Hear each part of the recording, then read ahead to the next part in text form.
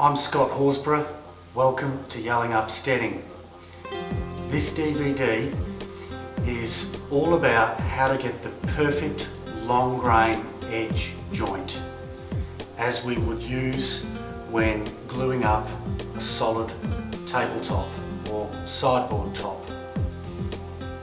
I'm going to show you the very basic techniques to enable you to get that perfect joint so that you see no glue line.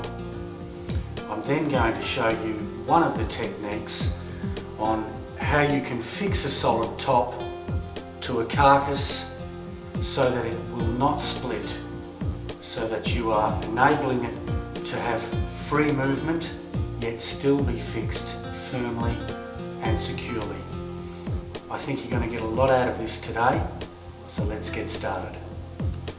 When it comes to long grain joinery, if you prepare the edges correctly, you don't need to use biscuits, dowels or dominoes or things like that.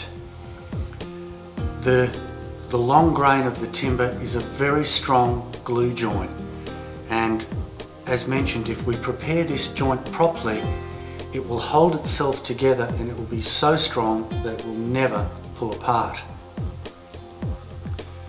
There is a method for doing this, and the main way that furniture makers get their long grain joinery to be perfect is by creating a very small hollow along the length. I want to show you the planing of this other board because at each end I'm square, but I need to take a lot more off my side here through the trunk of this than here, so you'll be able to see how I move the plane. So I'm starting central at each end to keep that shaving square, and then when I get about 7 inches in, you can see that I'm moving the plane across towards me so that all I'm taking is a shaving off my side. It's half a shaving, and then I just centre it again. And that's how you can true things up. So I'm starting centre, veering over towards me, just taking off my edge, and then veering back. And that's how I'm going to true up the squareness across the width here. So this is the clamp that I want to bring home first. Just get that one tight.